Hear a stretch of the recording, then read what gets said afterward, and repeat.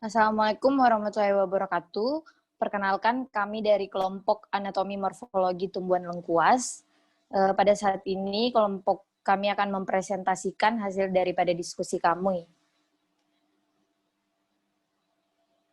Adapun anggota kelompok kami, yaitu Retno Rahayu Dauhan, Siti Fatimah Arya Hajar, Jusmawanti, Marfua Isnaini, dan saya sendiri Natasha Firma El Tobing.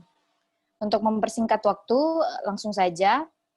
Berikut ini adalah klasifikasi dari tumbuhan lengkuas, di mana Kingdom Plantae, Subkingdom Viridiplantae, Infrakingdom Streptopita, Superdivisi Embryopita, Divisi Tracheopita, Subdivisi Spermatopitina, kelas Magnoliopsida, Superordo Lilianae, Ordo Cingeberales, Family Cingiberaceae, genus Alpinarops, dan spesies Alpinia galanga L.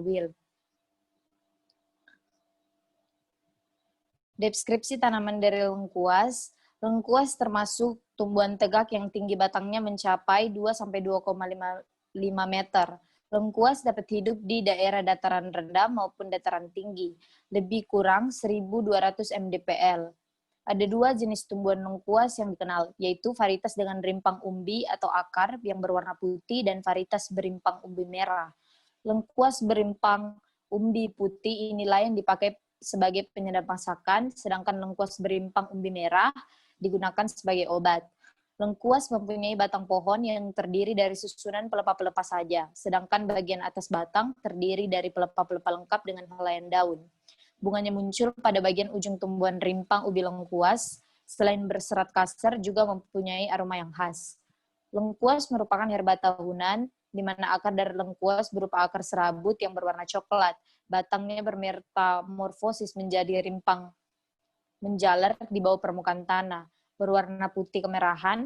Akar muncul di setiap ruas rimpang berwarna coklat, batang semu muncul di permukaan tanah. Sebelum berbunga terdiri atas pelepah daun yang menyatu. Sesudah berbunga, batang semu terisi oleh tangkai bunga. Daun tunggal merupakan daun lengkap yang terdiri atas pelepah yang panjangnya berkisar 15-30 cm, tangkai daun pendek, dan helaian daun berbentuk lancet, tepi rata, ujung lancip, pangkal tumpul, dan panjangnya 25-50 cm dengan lebar 7-15 cm. Pertulangan daun menyirip dan permukaan beralur dan berwarna hijau. Bunga majemuk berbentuk tandang terletak di ujung batang bunga terminal. Bunga berbentuk tabung, daun kelopak berjumlah 5, warna hijau keputihan. Daun mahkota berjumlah 5, berwarna putih. Benang sari berjumlah 1, putik berwarna kuning kehijauan. Buah bulat, keras, dan jika masih muda berwarna hijau, setelah tua berwarna merah, lalu menghitam. Materi selanjutnya akan dilanjutkan oleh Retno Rahayu Dauhan.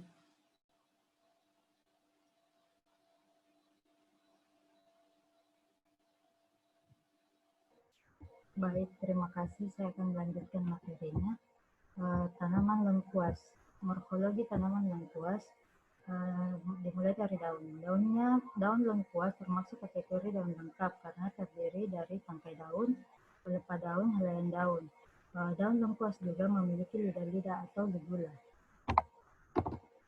Sifat-sifat daun, bentuk atau bangun, berbentuk memanjang sampai bangun lancet, ujung daun berbentuk runcing, pangkal daun tumpul, susunan daun, pertulangan daun menyirip, tepi daun rata. Selanjutnya akan dilanjutkan oleh Jusmawanti.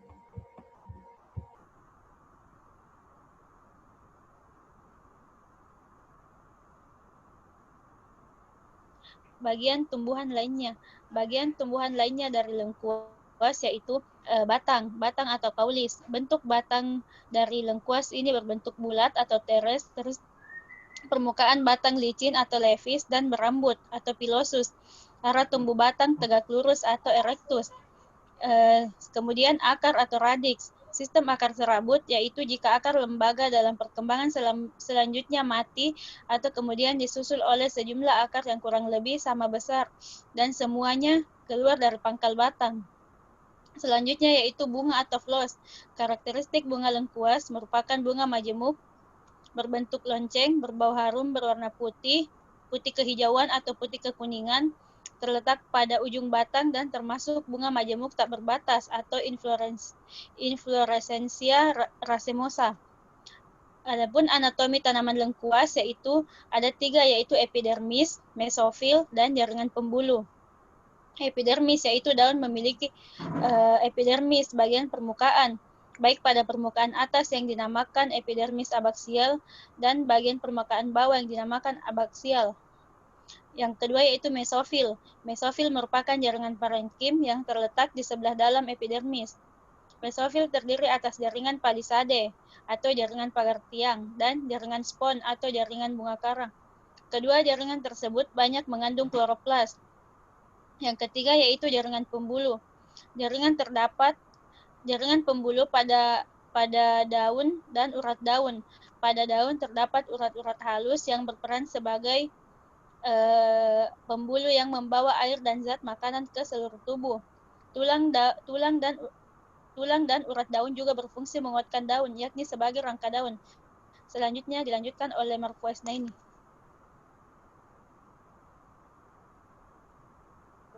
Saya akan melanjutkan anatomi batang monokotil.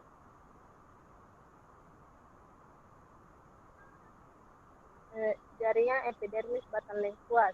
Epidermis tumbuhan monokotil memiliki dinding sel yang tebal. Di bagian dalam epidermis, batang monokotil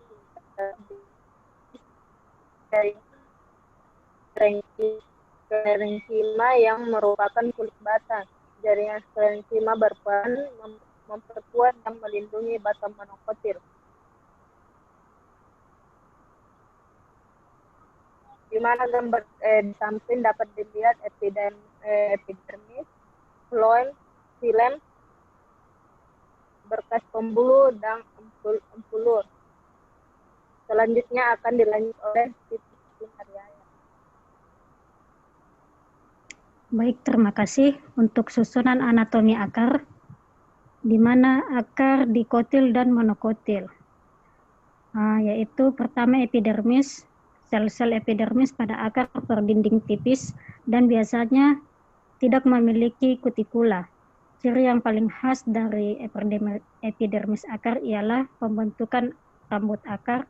Rambut akar adalah organ yang sangat sesuai untuk mengambil air dan garam mineral dari dalam tanah. Yang kedua, korteks yang merupakan susunan sel-sel parenkim berdinding tipis dan tersusun longgar. Korteks menempati sebagian besar akar tumbuhan. Yang ketiga, stele atau silinder pusat akar merupakan bagian terdalam dari akar yang terletak belah dalam lapisan endodermis. Terdiri adalah jaringan periskikel atau pembuluh dan pembuluh.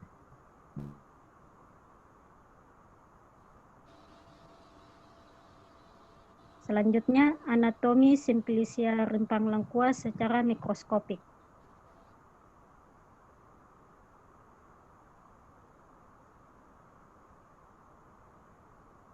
Yang pertama yaitu amilum, yang kedua parenkim korteks, yang ketiga berkas pengangkut, yang keempat parenkim dengan idioblas, yang kelima sklerenkim, dan yang keenam adalah parenkim dengan amilum.